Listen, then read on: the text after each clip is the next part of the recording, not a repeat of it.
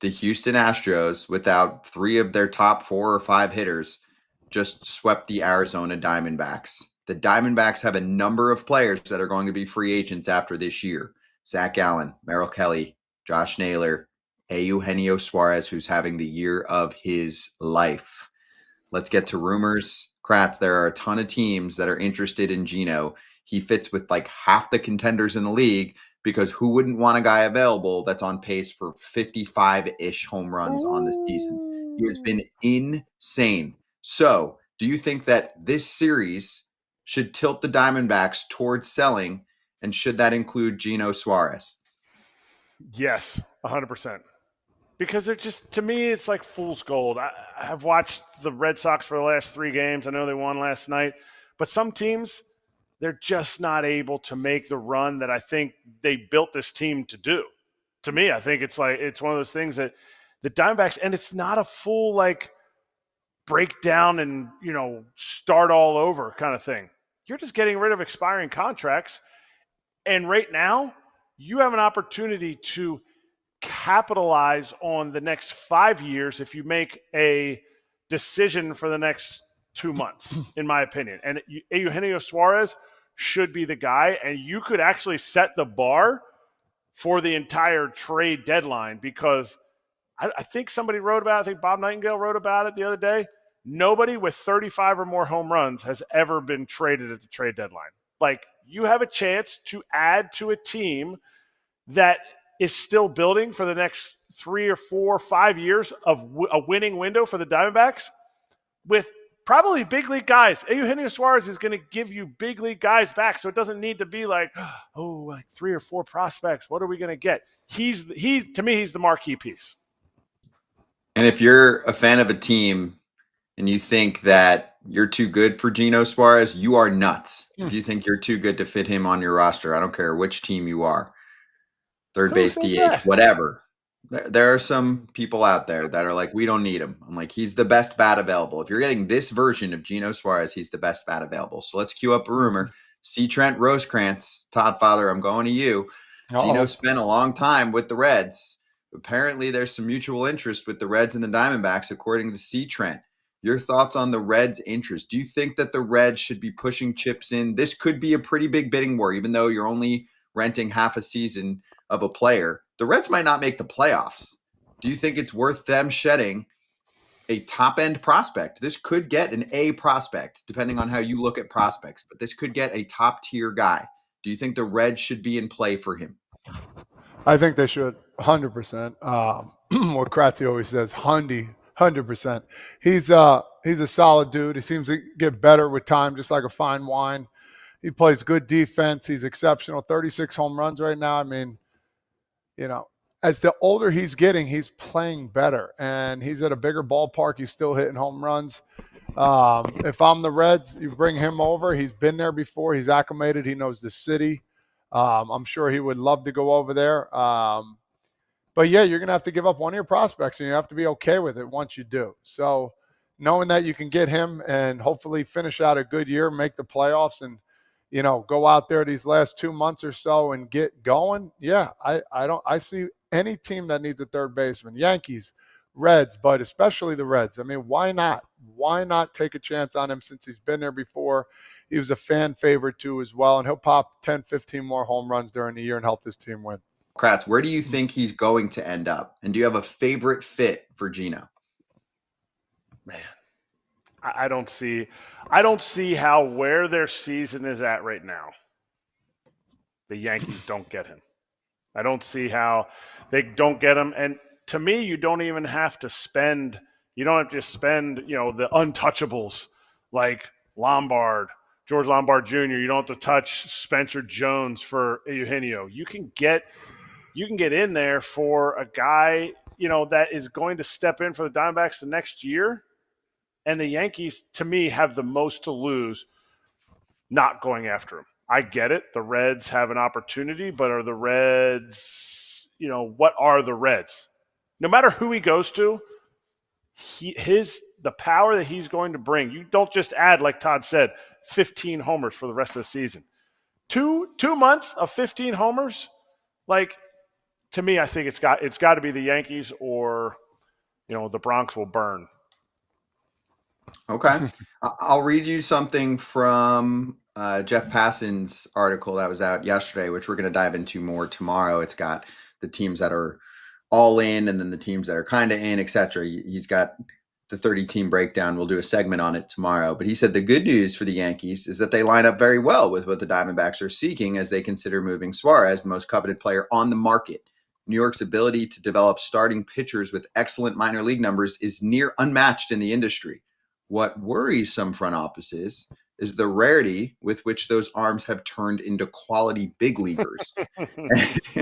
And then he brought up backup options for the Yanks. Remember, we've had Jim Bowden on multiple times mentioning how the Yankees, of course, have interest in Geno, but they highly value defense. They have a problem on defense. They looked awful, awful, awful against the Blue Jays in that 8-4 loss yesterday. They've looked terrible in the 2 series against the Blue Jays defensively. So maybe they go for a guy who's more D heavy at the third base side and costs less. So some of the backup options he mentioned were Key Brian Hayes, who's an excellent defender, Ryan McMahon, who's getting talked about a lot, I actually appears that the Rockies will finally move at this point. And then he listed a number of other guys who could play third base for the Yanks, Willie Castro, all of those Mets. I think at least one of them will be moved, but maybe for a pitcher. Mark Vientos, Brett Beatty, Ronnie Mauricio, Luis Angel Acuna, Jonathan India, Yohan Moncada from the Angels, and Luis Arias. So a long list of names. It sounds like they'll get one of them, Kratz, but pumping prospects sometimes can take a turn on you if players are not delivering the returns on the other end, right? Or you don't think it matters? It's case by case. You evaluate the player. Yes, Passan's looking at it same way that we've looked at it and talked about it. Like, wait a minute, they got rid of this. Wait a minute, you're pumping these prospects up. They're creating what I would call StatCast darlings in the minor leagues. Guys that throw a billion, top of the zone, heat. Even look at a guy like Drew Thorpe. He got traded. He was more of like a command guy. And obviously his injury, that sucks, but they pumped him up. How's he going to do in the big leagues? To me, I think he might have a better chance because he's not a big velo guy. He's more of a command guy. But everybody likes what they have in their minor league system. The Yankees create what the industry wants. It's not the Yankees' job to say, hey, we traded you this guy. Maybe you should continue to do this with him so he has success in the big leagues. This is why you trade a prospect. You trade the prospect, and then the other organization has to figure out how to make him a big leaguer. They have big league stuff, but maybe not necessarily a big leaguer. So I'll finish up here, Todd Father, by looking at some other teams that could be in the mix, aside from the Yankees and from the Reds. What about the Houston Astros? Bear with me, but it does appear, at least according to some people that have thrown reports out there, that Isaac Paredes is going to miss a lot of time. It's a significant hamstring strain. And then even if he does come back, you can figure out bouncing him around. Do you think that the Astros could be in play for Eugenio Suárez? I do. I think, you think about the Astros, they're not afraid to make change. They're not afraid to go after somebody. They are a team that always seems to find a way to be involved in one of the top teams in MLB. And I think doing so, they're going to have to get a couple chips and get rid of a couple guys. So, and an injury just happened. Again, we're talking about an excellent third baseman, one of the top third basemen in baseball. Nolan Arenado is definitely up there, per defense and other metrics and whatever. But you're looking at one of the top third basemen in baseball right now that any team would love. And if the Houston Astros got him, man, that's another step in the right direction for them of, taking even more control of that division and maybe even, winning more games to get them one of the top teams in baseball. So this will definitely be a piece that the Astros would definitely love and definitely help them along the way. I think the number's like $4 million, or $5 million that Eugenio's still owed. It might be 5. I forget. I read Ken's article. The Brewers. Why would back in 2018, the talk was, hey, should we get Jacob deGrom for Brandon Woodruff and Corbin Burns, both guys that essentially made their debuts that year. Burnsy made his debut. Woody made it, earlier in the season before, but for a little bit. Like two rookies that ended up being elite number ones in their rotation. But for DeGrom, would we have won the NLCS had we gotten DeGrom that year? Had he stayed healthy, that's another starter that could have gone out there and won us the one game that we needed. We didn't have a big-time rotation, but we got to Game 7. Would that have pushed us over? To me, the Brewers need to look at it and say, how have we gotten bounced the last few seasons from the playoffs? Do we need more offense? Holy crap, the Diamondbacks came in the one year and beat up on Big Woo, Freddie, Corbin Burns. Like they have exactly what they have this year in a great rotation going in. To me, an extra $4 or $5 million for Eugenio Suárez could push this team over the top. Let's put it this way. He knows how to hit in the division. He knows how to hit in the Central. And there's some places that he has had career years as a road player, and you don't want the Reds to get this guy. Not saying the Reds are going to catch them in the division, but just to me, this is their chance for Mark Antanasio to dig into his wallet and spend the extra $5 million on a player that will change this lineup. It's a great call. Ken Rosenthal wrote about it this morning in his notes column.